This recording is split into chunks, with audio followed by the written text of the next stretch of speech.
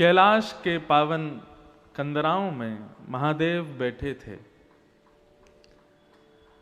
ध्यानस्थ होकर के बैठे थे। पार्वती नित्य उनका दर्शन करती है और नित्य दर्शन करके मन में विचार करती हैं, बाकी सब तो देव हैं परंतु ये महादेव हैं, और महादेव होने के बाद भी पूरा विश्व इनका चिंतन करता है, लेकिन ये नेत्र बंद करके किसका ध्यान करते हैं, किसका स्मरण करते हैं?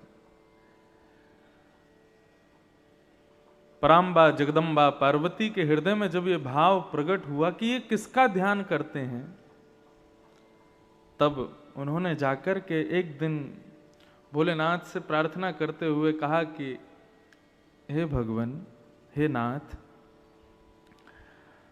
आप महादेव हैं, जगदाधीश हैं, विश्वेश्वर हैं, सब आपको प्रणाम करते हैं, आपका ध्यान करते हैं, आपको नमन करते हैं, वंदन करते हैं, परंतु आप यहाँ कैलाश की कंदराओं में बैठ करके नेत्र बंद करके आप किसका ध्यान करते हो, आप किसका स्मरण करते हो?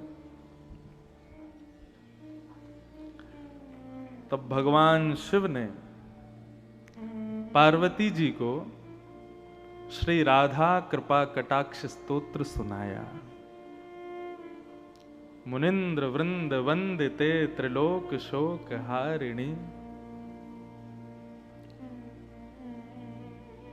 कदा करिष्यसि माम कृपा कटाक्ष भाजनम। तब भगवान शिव ने ये राधा कृपा कटाक्ष स्तोत्र सुनाया। प्रसंग बड़ा है। नाथ पहले तो श्री कृष्ण का परिचय देते हैं कि मैं किसका ध्यान करता हूं, उसी में ही रमा रहता हूं, और इनका स्मरण करते करते जब मैं इनको स्मरण करते हुए देखता हूं, किनको? कृष्ण को, तब मैं खोज करता हूं कि ये किसका स्मरण करते हैं। तब प्रकट होती हैं किशोरी जी। और जब भगवान शिव को पता चला कि ये कृष्ण भी इनको ध्याते हैं, इनका ध्यान करते हैं, तब राधा कृपा कटाक्ष स्तोत्र की रचना भगवान शिव ने की। राजा थे, वो राजा नित्य भगवान शिव पर बिल्व पत्र चढ़ाते थे, शिव के बड़े अनन्य भक्त थे। परंतु जिस नगरी के वो राजा थे, उस नगरी में एक शिव का और भक्त रहता था, वो भी परम भक्त था। बहुत ध्यान से सावधानी से सुनिएगा। परम भक्त थे शिव के, उनका मन होता था कि मैं भी शिव के नित्य अर्चना करूं, नित्य उन पर बिल्व पत्र चढ़ाऊं।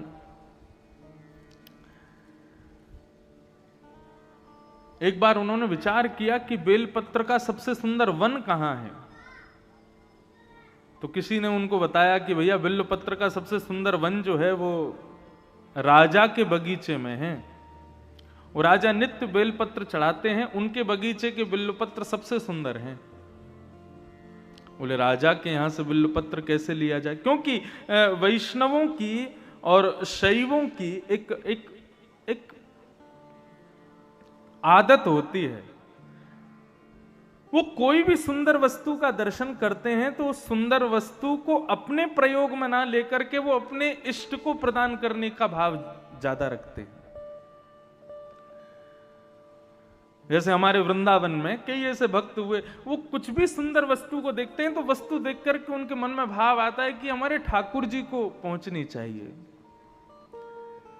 ऐसे कई शैव भक्त हुए, उनके मन में यह भाव होता है कि कुछ भी वस्तु हो वो अच्छी से अच्छी हमारे ठाकुर जी को मिले। आजकल के भक्त कैसे होते हैं, हम अच्छा रहें, हम अच्छा खाएं, हम अच्छा पहने, और ठाकुर जी कैसे भी रहो। मंदिर में जहां ठाकुर जी विराजते हैं वहां पर कई लोगों के यहां तो पंखे भी नहीं होते। क्यों? विचार ही नहीं उठता मन में। लेकिन कई घरों में मैं जाता हूं, वो अपने सुख सुविधा का इतना विचार नहीं करते, वो सोचते हैं हमारे जो सेवाए ठाकुर जी हैं ना वो सुख से विराजे। ये वैष्णव का स्वभाव है। तो उस व्यक्ति के मन में आता था कि राजा के बगीचे के बिलपत्र चढ़ाया करूं मैं शिव को, तो मेरी सेवा, उससे मैं संतोष मुझे मिलेगा। लेकिन कैसे करूं, इतने सैनिक रहते हैं, इतने सब कुछ रहते हैं। तो उसने मन में विचार किया कि मैं शिव महिम्न स्तोत्र का पाठ करूंगा और इसका पाठ करके अपनी दैवी शक्ति को प्रकट करूंगा।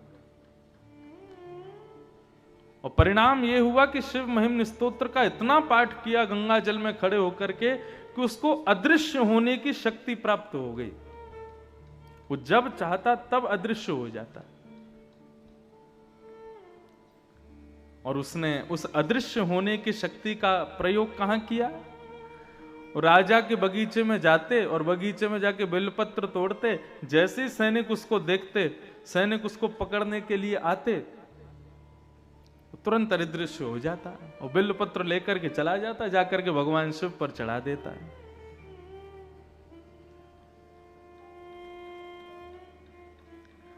राजा को बड़ी चिंता हुई कि मैं इतने बिल्वपत्र अपने बगीचे में उगाता हूं शिव की आराधना के लिए, और ये व्यक्ति अपनी दैवी शक्ति से अदृश्य होकर के सारे पत्रों को ले जाता है, मुझसे पहले चढ़ा देता है। मेरा बगीचा, मेरी मेहनत और बिल्वपत्र चढ़ाता कोई और है। राजा ने ये चिंता जाकर के अपने गुरुदेव को बताई। तो इनके गुरुदेव ने आज्ञा की कि भैया देखो, ये जितनी भी दैवी शक्तियां होती हैं, इनका नाश कब होता है? कुसंग से नाश होता है, दूषित भोजन करने से नाश होता है, दूषित क्रियाएं करने से नाश होता है, और सबसे सहज नाश होता है ठाकुर जी के निर्माल्य पर यदि पैर पड़ जाए तो भी हमारी दैवी शक्तियां नष्ट हो जाती हैं। निर्माल्य मतलब ठाकुर जी के गले में चढ़ा हुआ पुष्प है, पत्र है, प्रसाद है, यदि उस पर आपका पैर लग गया तो पैर लगते ही आपकी दैवी शक्ति नष्ट हो जाएगी। हाँ, केवल इतना है कि जहां मंदिर परिसर है, मंदिर परिसर में अगर चढ़ जाए, पैर कहीं लग जाए ठाकुर जी के निर्माल्य पर, तो दोष नहीं है। मंदिर से बाहर यदि ठाकुर जी के निर्माल्य पर आपने पैर रख दिया तो वो घातक है।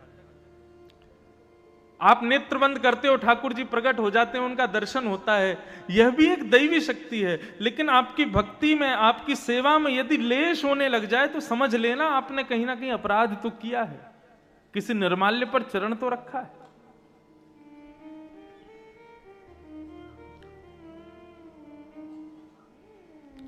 राजा ने जब ये बात सुनी कि निर्माल्य पर पैर रखने से दैवी शक्ति नष्ट होती है, तो शंकर जी के ऊपर चढ़े हुए बिल्व पत्रों को लेकर के राजा गए और जाकर के अपने पूरे बगीचे में फैला दिया।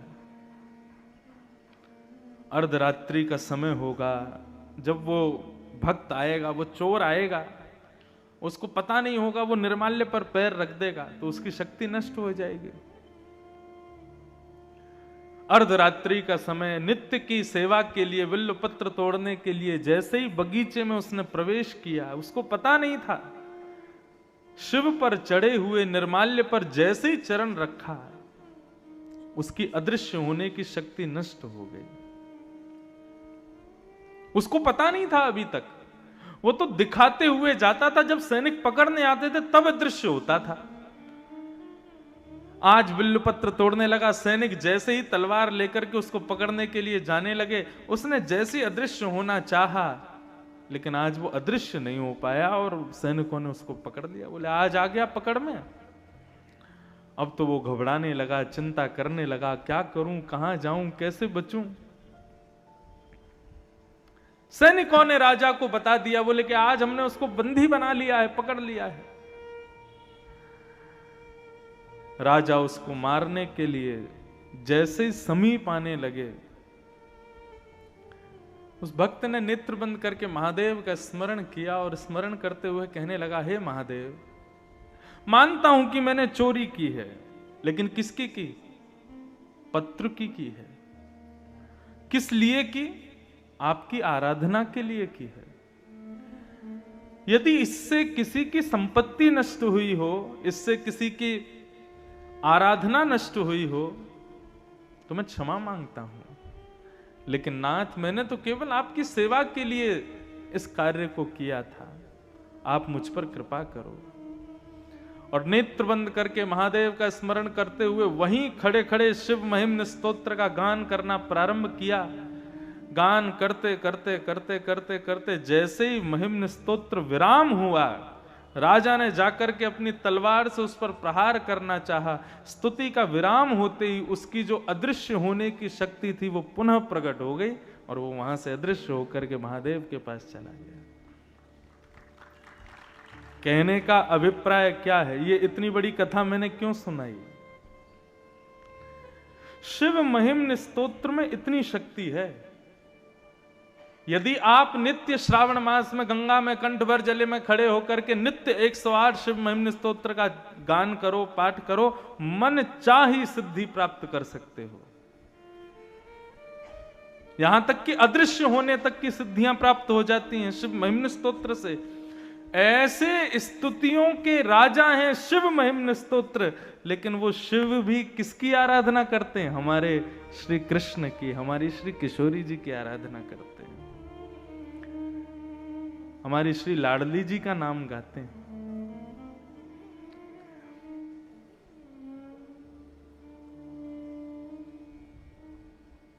शिव महिम्न स्तोत्र के 108 पाठ, और 108 तो कम बता रहा हूं, 1,00,000 पाठ, एक पुरुष चरण शिव महिम्न स्तोत्र का जितना बल देगा, उतना बल केवल श्री किशोरी जी का एक बार राधा नाम कहने मात्र से प्राप्त हो जाएगा। कहे तो सही। अब सूरदास जी वहां पर ठाकुर जी को धमकी और देते हैं। सूरदास जी नेत्रहीन है, नेत्र नहीं है उनके पास। कोई कहता सूरदास जी आपको तो भगवान ने आंख ही नहीं दी। सूरदास जी बोले मुझे भगवान ने आंख इसलिए नहीं दी क्योंकि ठाकुर जी कहते हैं कि भाई संसार इतना मायावी है, जो इसको देखता है वो इसी का हो जाता है। हे सूरदास, मैं तुझे आंखें नहीं दूंगा ताकि तू मेरे अलावा किसी का होए ही ना कभी। सूरदास जी से किसी ने कहा आपको तो आंख नहीं दी भगवान ने, तो सूरदास जी दूसरा उदाहरण क्या देते? बोले मुझे ठाकुर जी ने आंख इसलिए नहीं दी, संसार को आंख दी है। मानो भगवान सबसे कह रहे हैं तुझको आंख दी, तू अपने आप अपना रास्ता देख करके चल, कहीं गड्ढा हो तो बच के चल, कहीं ठोकर आवे तो बच के चल। मैंने सूरदास को आंख क्यों नहीं दी? बोले सूरदास को आंख इसलिए नहीं दी, बोले इसकी उंगली पकड़ के तो मैं ही चलूंगा। आंख नहीं दी तो सूरदास जी तो खुश होते। मुझे आंख इसलिए नहीं दी क्योंकि तुम सब तो अपनी आंखों के वजह से चलते हो, मैं तो ठाकुर जी की उंगली पकड़ के चलता हूं, वो जहां ले जाते हैं वहां चला जाता हूं। लेकिन आज सूरदास जी बड़े उदास, और आज ठाकुर जी से विनती कर रहे हैं, हे नाथ, मैंने जीवन भर आपको हृदय में ही देखा है, नेत्रों से कभी नहीं निहारा क्योंकि मुझे दिखता नहीं, लेकिन मैं इस भाव में था। आपने मुझे नेत्र इसलिए नहीं दिए क्योंकि एक दिन आप प्रकट होकर के मुझे दर्शन दोगे, लेकिन कब होगे प्रकट? हे नाथ, प्रकट हो जाइए ना। और फिर सूरदास जी धमकी देते हैं ठाकुर जी को। सूरदास जी भगवान से कह रहे हैं कि हे नाथ, या तो मुझे दर्शन दो, नहीं तो लेहो करवट काशी। लेहो करवट काशी का मतलब, अब काशी करवट स्थान भी है, लेकिन आपको बताएं काशी एक चीज के लिए और प्रसिद्ध है। क्या? व्यक्ति अपने अंतिम काल में यहां आकर के रहने लग जाते हैं और विचार करते हैं, इंतजार करते हैं अपनी मृत्यु का, क्योंकि ऐसा मान्यता है कि यहां पर मृत्यु प्राप्त होना मतलब सीधा मोक्ष धाम। काशी की आकृति कैसी, हमारे पंडित जी हमको बता रहे थे, कितना सुंदर भाव। काशी की आकृति कैसी है? धनुष आकार में, और इस धनुष का तो नित्य दर्शन मुझको हो रहा है।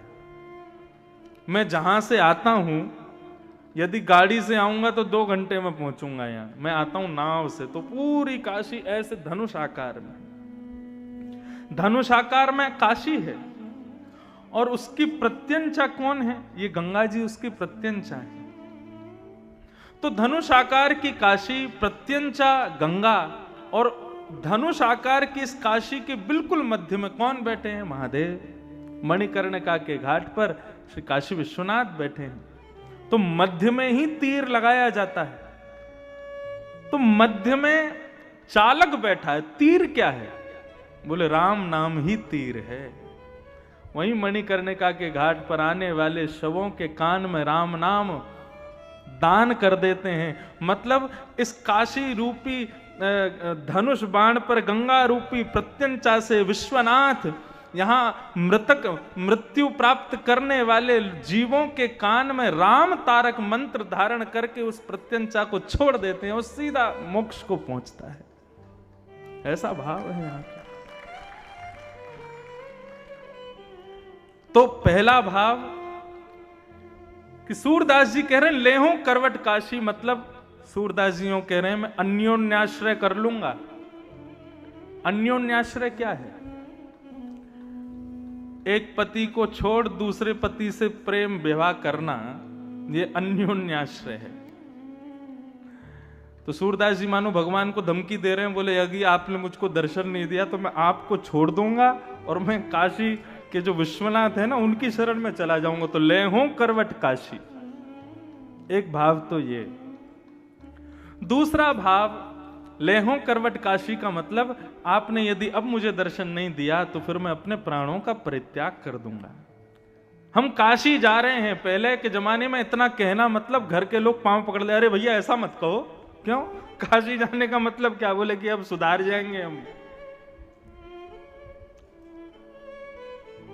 लेहो करवट काशी, सूरदास जी कह रहे हैं भगवान से। और मैंने ऐसा भी सुना कि एक यहां कुआं है। अब मुझे सत्य तो मेरे को नहीं पता, आप लोग ज्यादा जानते होंगे। उस कुएं में लोग कूद करके अपने प्राणों का परित्याग कर देते थे। वहां नीचे विश्वनाथ भगवान बैठे हैं। तो करवट काशी का मतलब वह भी है कि वहां जाकर के अपने प्राणों का परित्याग कर दूंगा, आदि आदि भाव। लेकिन भाव एक ही है, यदि आपने मुझे दर्शन नहीं दिए तो मैं काशी का आश्रय ले लूंगा। और जैसे ही सूरदास जी ने यह बात कही है, लेहो करवट काशी, इतने में ही ललित त्रिभंगी वंशी धारी मोर मुकुट धारण किए घुंघराले केश अलकावलियों से सुसज्जित पीतांबरी पहने हुए श्री श्याम सुंदर प्रकट हो गए। जैसे प्रकट हुए तो नूपुरों की ध्वनि हुई, अंग से इत्र की सुगंधी सूरदास का स्पर्श करने लगी। सूरदास जी बोले कौन है मेरे सन्मुख? जैसे ही शब्द सुना सूरदास, सूरदास जी के नेत्र सजल हो गए। बोले नाथ आ गए आप? बोले हाँ मैं आ गया। और जैसे ही सूरदास जी के नेत्रों पे हाथ फेरे हैं और कहा सूरदास नेत्र खोलो। जैसे ही नेत्र खोल करके देखा, सामने ललित त्रिभंगी ठाकुर जी खड़े हैं, मधुर मुस्कुरा रहे हैं, ऐसा सुंदर स्वरूप धारण करके पधारे हैं।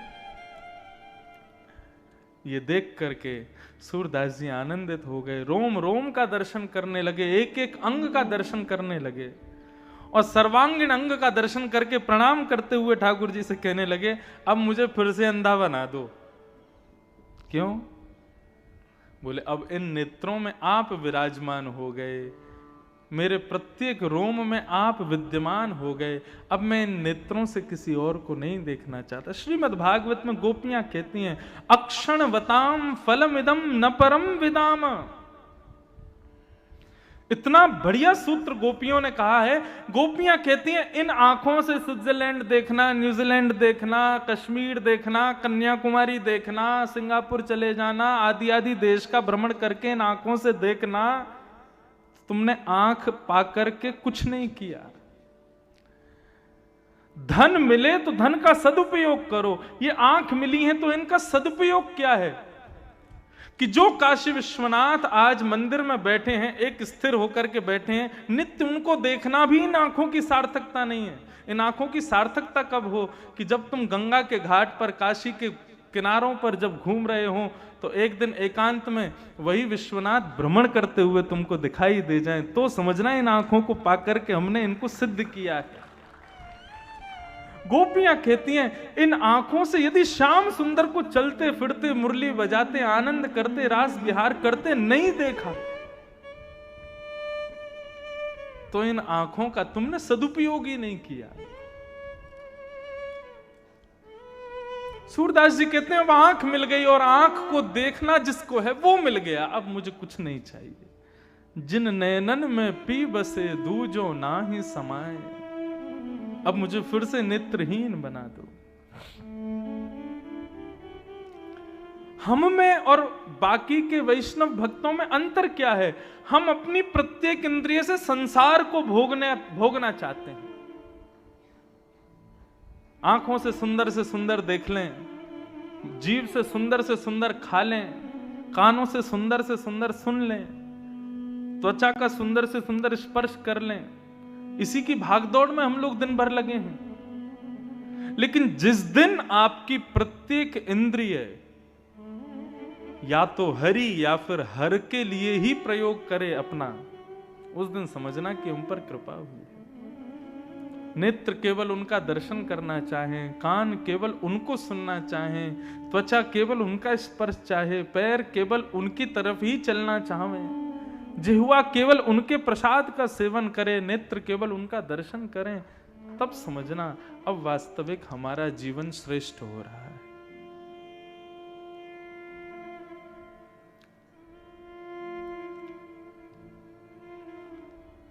तो ऐसे शिव जो नित्य श्री किशोरी जी का स्मरण करते हैं। हरिराम व्यास जी इतने विद्वान थे कि वे जहां जाते थे वहां के विद्वानों को चुनौती देते थे कि मुझसे शास्त्रार्थ करो, और जिसको बुलाते उसी को हरा देते। बहुत ध्यान से सब लोग इधर देखो, सावधानी से सुनो। काशी में रहने वालों, आपका रहना यहां सार्थक तब होगा जब आपको वृंदावन जाने की इच्छा प्रकट हो जाए। कैसे? सुनो। तो श्री हरिराम व्यास जी ने मन बनाया कि अब मैंने पूरे विश्व भर के विद्वानों को हरा दिया, लेकिन अब बारी है काशी की। काशी विद्वानों की भूमि है, विद्वानों में सर्वश्रेष्ठ है। यहां के विद्वानों को यदि हराया तो लोग मानेंगे कि हां मैं विद्वान। हरिराम व्यास जी अपने सब चेले चपाड़ों के साथ में काशी आ गए, और काशी में आकर के महाराज उन्होंने ऐलान कर दिया कि यहां के जितने विद्वान हैं सबको चुनौती देता हूं। उत्तर मीमांसा, पूर्व मीमांसा, 4 वेदों में से किसी भी भाव को, किसी भी पुराण को, किसी भी उपनिषद को लेकर के आओ, शास्त्रार्थ करो, मुझे हरा करके दिखाओ, तो मानूंगा मैं काशी विद्वानों की भूमि है। जब यहां के विद्वानों ने उनकी चुनौती सुनी तो आपस में सबने मीटिंग की, बोले कि भैया कौन जाएगा? सबने कहा, बोले हरिराम व्यास जी साधारण नहीं है, हमने इनका शास्त्रार्थ देखा है, ये अच्छों को हरा देते हैं। हारने में कोई बुरी बात नहीं है, शास्त्रार्थ में तो हारा ही जाता है, एक तो कोई ना कोई हारेगा। लेकिन बात यह है कि उन्होंने विद्वानों को नहीं, काशी को चुनौती दी है। यदि हम में से कोई हारा तो काशी की हार होगी, वाराणसी की हार होगी। तो क्या करें? बोले वाराणसी के राजा के पास चलो। कौन है राजा? बोले विश्वेश्वर।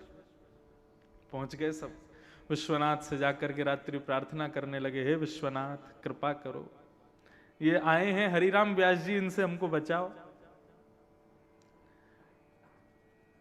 सब ब्राह्मणों ने जाकर के प्रार्थना की। ब्राह्मण तो प्रार्थना करके चले गए, लेकिन आधी रात में शंकर जी हों चाहे हमारे कन्हैया हों, ब्राह्मणों को दुखी नहीं देख सकते। वैष्णवानाम यथा शंभु, वैष्णवों में तो सर्वश्रेष्ठ हैं शंभु, और वैष्णवों के सर्वधन हैं शंभु। भगवान शिव ने मन में विचार किया, बोले कि भैया काशी की रक्षा की, अब हमारे ऊपर नौक आ गई है। आधी रात में ही एक दीनहीन से ब्राह्मण का वेश धारण किया भोलेनाथ ने, और एक दीनहीन से ब्राह्मण बनकर के, बिल्कुल सादा सरल से ब्राह्मण बनकर के पहुंच गए हरिराम व्यास जी के पास। हरिराम व्यास जी के चेला खड़े थे बाहर, उनसे जाकर के कहा कि महाराज मैं काशी का ब्राह्मण हूं, हरिराम व्यास जी से कुछ पूछने आया हूं। बालकों ने जाकर के बताया, बोले महाराज काशी का कोई विद्वान आया है, देखने में तो दीनहीन सा है लेकिन ब्राह्मण है, विद्वान ही होगा। हरिराम व्यास जी तुरंत उठ करके बैठ के बोले, बुलाओ, शास्त्रार्थ की सब तैयारियां करो। भगवान शिव भीतर गए और जाकर के हरिराम व्यास जी को प्रणाम करके बैठ गए। तो हरिराम व्यास जी ने कहा, शास्त्रार्थ करने आए हो? शंकर जी बोले, नहीं नहीं, मैं तो शास्त्र ही नहीं जानता, तो अर्थ क्या करूंगा, मुझे तो कुछ भी नहीं पता। मैंने सुना है आप बहुत विद्वान हैं, तो एक प्रश्न था मन में, उसका उत्तर जानने आया हूं। हरिराम व्यास जी बोले, ये कोई समय उत्तर पूछने का? सुबह आना चाहिए था, इस समय तो हम शास्त्रार्थ के लिए बैठे हैं। बोले अच्छा, तो आप मेरे प्रश्न का उत्तर दे दीजिए, उसके बाद हम शास्त्रार्थ कर लेंगे। बोले पूछो, क्या है तुम्हारा प्रश्न? भगवान शिव बोले, महाराज मैं ये जानना चाहता हूं कि विवेक किसे कहते हैं। हरिराम व्यास जी बोले, विवेक जानने आए हो? बोले हाँ, मैं ये जानने आया हूं विवेक कहते किसको हैं। कथाओं में सुना है, बिनु सत्संग विवेक न होई, राम कृपा बिन सुलभ न सोई। राम जी कृपा करके विवेक देते हैं, तो ये विवेक क्या है, मुझे विवेक के बारे में बताइए। हरिराम व्यास जी बोले, विवेक का मतलब होता है सद असद का ज्ञान होना, सही गलत की पहचान होना।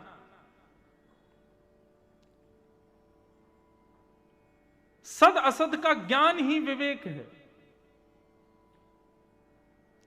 महादेव मुस्कुराने लगे, बोले मिल गया उत्तर? बोले उत्तर तो मिल गया, लेकिन प्रभु मैं ये कहना चाहता हूं सही गलत का ज्ञान होना विवेक है, तो मैं आपसे दूसरा प्रश्न ये करना चाहता हूं, क्या आप विवेकी हो? क्या आपके पास विवेक है? हरिराम व्यास जी बोले, कैसी बात करते हो? बोले नहीं, मैं बस ये पूछना चाहता हूं, आप विद्वान क्यों हुए? आपने इतनी पढ़ाई की, इतना अध्ययन किए, इतने विद्वान बने, किस लिए? केवल ब्राह्मणों को हराने के लिए? विद्वान इसलिए बना जाता है, क्या यही विवेक है आपका? कोई व्यक्ति अध्ययन करता है तो अध्ययन करके उसका कोई ना कोई विचार होता है कि मैं इस ग्रंथ को क्यों पढ़ रहा हूं, इसके पढ़ने के बाद मैं ऐसा करूंगा, मैं ये करूंगा, ये मेरा सत्संकल्प है। लेकिन आपका संकल्प तो हमको इतना मालूम पड़ता है कि आप विद्वान केवल और केवल इन बेचारे सीधे भोले भाले ब्राह्मणों को हराने के लिए बने हो।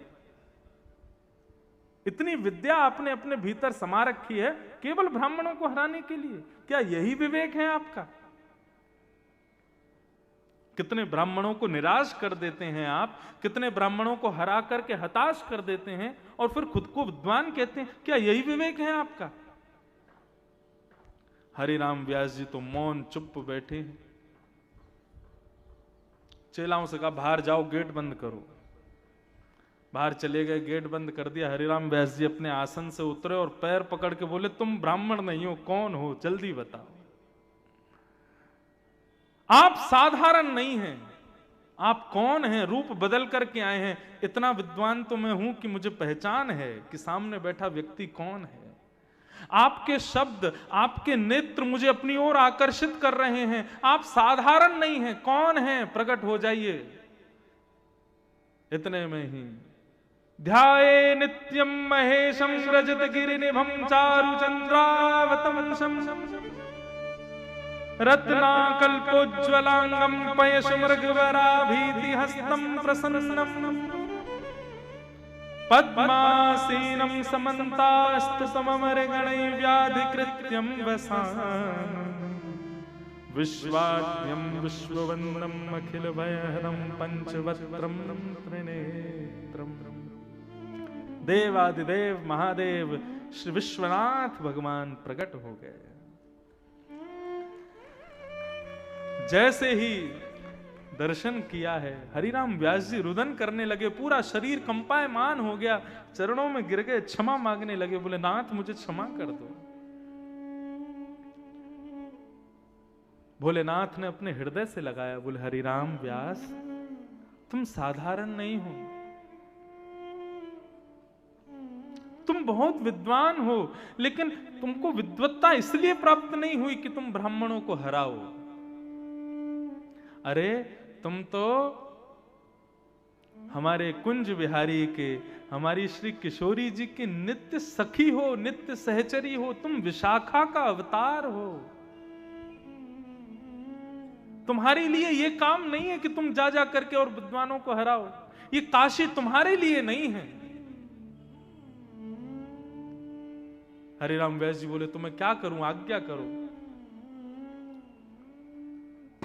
बोले अभी इसी वक्त वृंदावन चले जाओ और श्रीधाम वृंदावन में जाकर के सदा सर्वदा के लिए किशोरी जी के चरणाश्रित हो जाओ।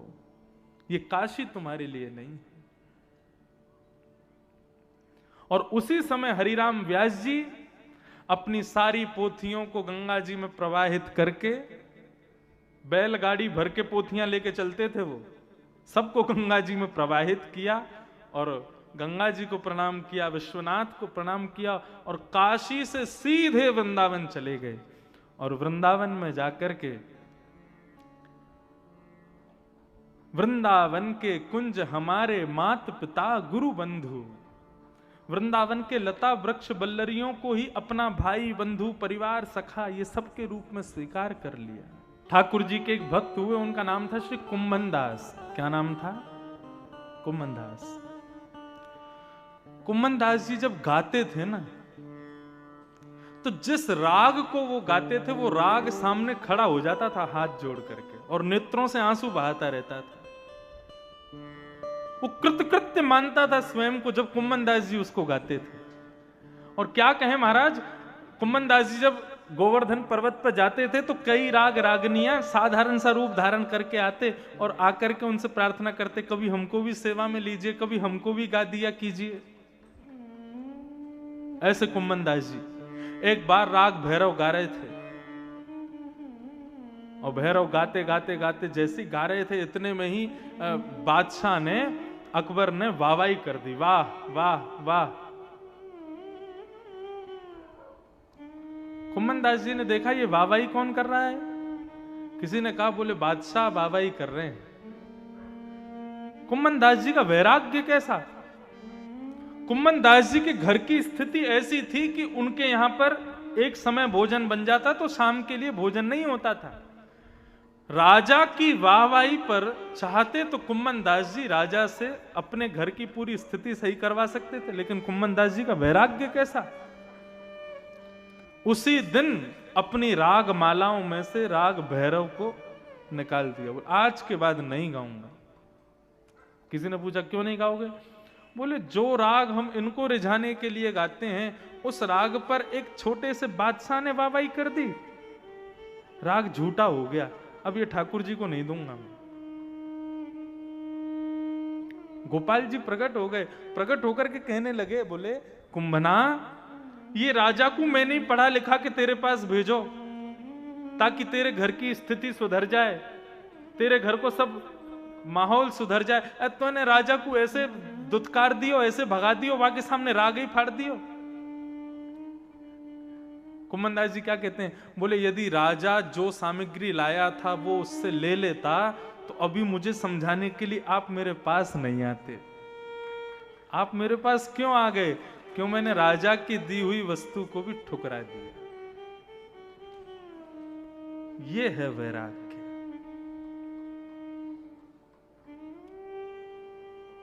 बहुत ऊंची स्थिति है, यहां हम सुन ही सकते हैं, इन स्थितियों को कर नहीं सकते। हमारी गायकी पे छोटा सा विधायक वाहवाही कर दे तो हम उसके पीछे पीछे हो लेंगे और विधायक जी हमारा ये काम करवा दो, विधायक जी। बादशाह वाहवाही कर गया कुंभन दास जी के गायन पर। भक्ति महारानी कष्ट में आ गई। नारद जी महाराज ने कहा, देवी तुम चिंता मत करो, तुम्हारा जो भी कष्ट है मैं उसको दूर करूंगा। और नारद जी महाराज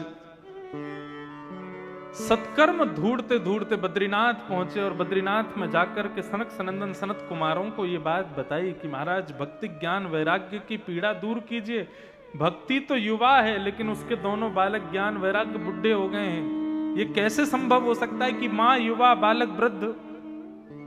इस क्रम को ठीक कीजिए भगवान।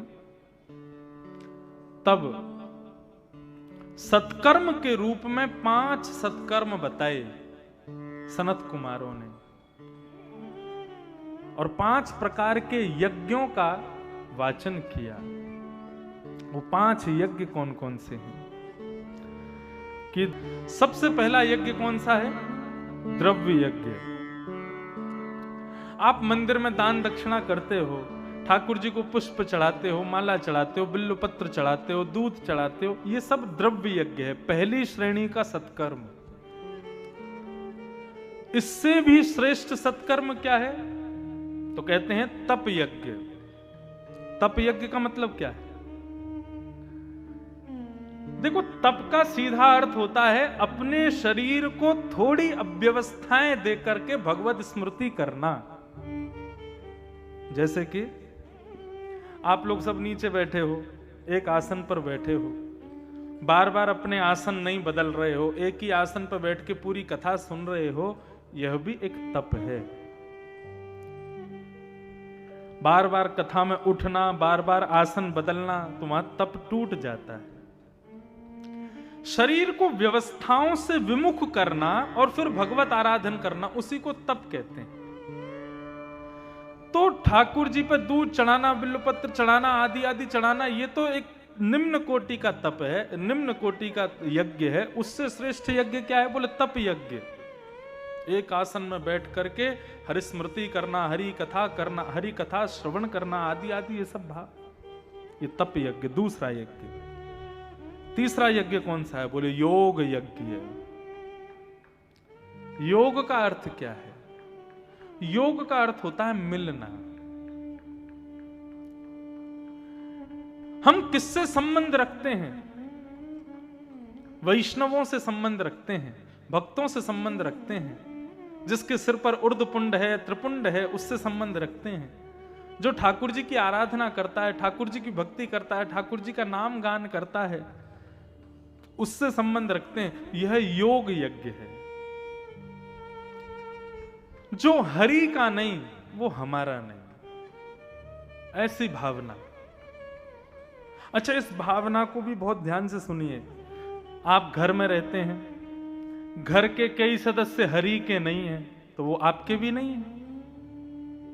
वैसे तो आज्ञा शास्त्र की यही है, गुरु को छोड़ो, पत्नी को छोड़ो, पति को छोड़ो, माता पिता को छोड़ो, यदि वो भगवत मिलन में बाधा बनते हो तो। लेकिन यहां पर एक चीज होती है, क्या? व्यवहारिक धर्म नष्ट हो जाता है, और व्यवहारिक धर्म नष्ट करना भी एक प्रकार से पाप है। तो फिर क्या किया जाए? बहुत सरल है, लेकिन करना थोड़ा कठिन है। सुनो,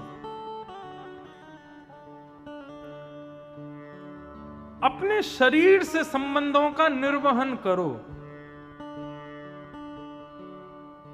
पर मन से त्याग करो।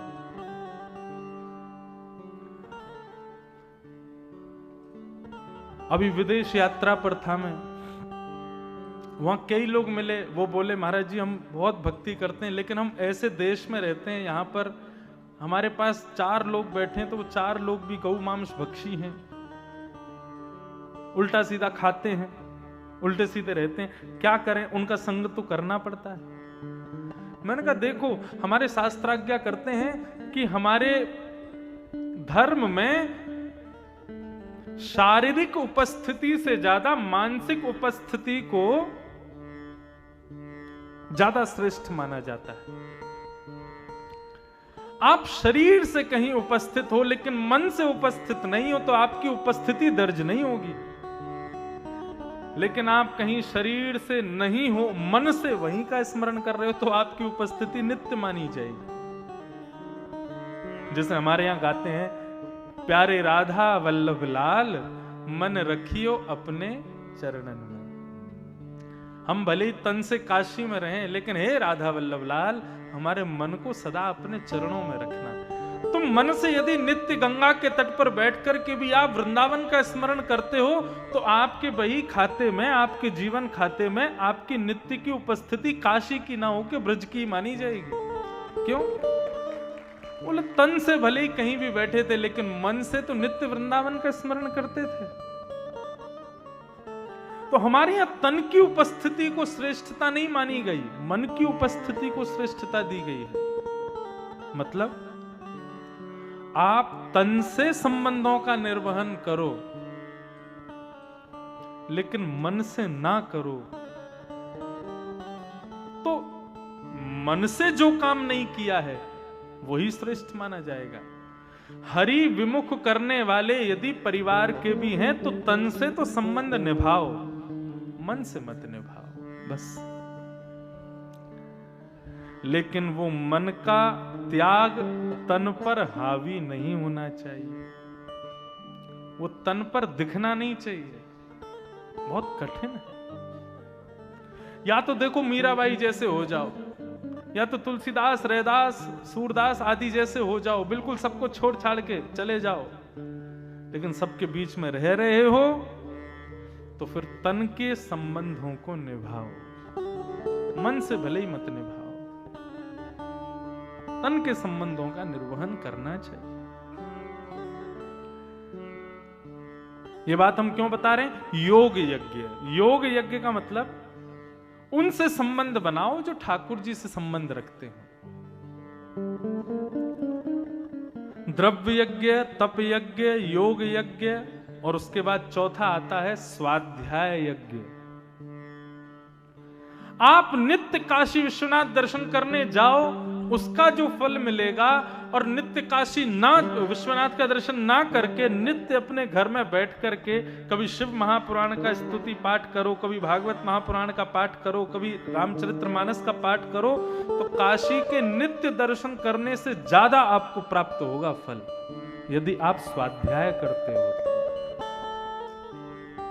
और वो तो सोने में सुहागा हो जाएगा कि आप मानस लेके, पुराणों को लेके वहीं मंदिर में ही बैठ के ठाकुर जी को सुनाओ। सबसे प्यारी आराधना क्या है भगवान की? बिल्व पत्र चढ़ा रहे हैं, दूध चढ़ा रहे हैं, जल की धारा चढ़ा रहे हैं। आज तो मैंने देखा महाराज, सुबह जितनी देर पुजारी जी अभिषेक कर रहे थे उतनी देर तो शंकर जी ऐसे लग रहे थे वाह प्रसन्न मुद्रा में बैठे हों, और जैसे ही पुजारी जी निकले और महाराज भीड़ का आक्रमण हुआ भगवान शिव पर। मैं जब गर्भगृह में गया तो मैंने देखा असंख्य बिल्व पत्र जाने कहां से बरस रहे थे ऊपर से। कोई दूध चढ़ा रहा, एक ने तो लोटा ही फेंक दिया वहीं। मैंने कि शंकर जी सिर पकड़ के बैठ गए होंगे। मेरे हिसाब से आपके जल चढ़ाने से, बिल्व पत्र चढ़ाने से, दूध चढ़ाने से शायद उनको उतनी प्रसन्नता ना हो। वहीं विश्वनाथ के कॉरिडोर के किसी कोने में बैठ कर के मानस की चौपाइयां गा दोगे, भागवत के श्लोक गा दोगे तो महादेव प्रसन्न हो जाएंगे, आनंदित हो जाएंगे। मुझे बुला रहे थे पुजारी जी, अंदर आओ अंदर। मेरा इच्छा नहीं थी, मैंने कहा आपने अभिषेक कर दिया, मैं अभिषेक अपनी वाणी का कर रहा हूं 80 घाट पर, मैं उसी से ही आनंदित हूं। मुझे नहीं ये चढ़ाना, आपने चढ़ा दिया, हो गया। ये समझना यही विवेक है। मंदिर में होड़ रहती है कि इसने दूध चढ़ाया है तो मैं भी चढ़ाऊंगा। पॉलिथिन फोड़ के अमूल वाली लेके आएंगे, सीधी धार शंकर जी पे। आहा, महादेव खुश हो गए, अमूल वाला लाया, सस्ता वाला नहीं लाया था। सबसे महंगा दुग्धाभिषेक है मानस के सुंदर चौपाई, भागवत के सुंदर श्लोक, इनसे अभिषेक करो। इनसे बढ़िया पंचामृत नहीं है। मैं तो अपने श्रोताओं से कहता हूं कि केवल सुनने तक सीमित मत रहो, कुछ लेकर के जाओ, याद कर लो इन श्लोकों को, इन पदों को, इन भावों को, इन चौपाइयों को। और क्या करो? बोले कोई दुनिया के लोग नहीं सुनेंगे क्योंकि वो इसके लायक है ही नहीं। इसके सबसे बड़े श्रोता तो महादेव ही हैं, उन्हीं को सुनाओ, प्रसन्न हो जाएंगे। रावण से प्रसन्न होने का एकमात्र कारण यही था महादेव का, क्योंकि वो सुनाता था, वो गाता था, वो जाकर के कहता था, इसलिए प्रसन्न होते थे।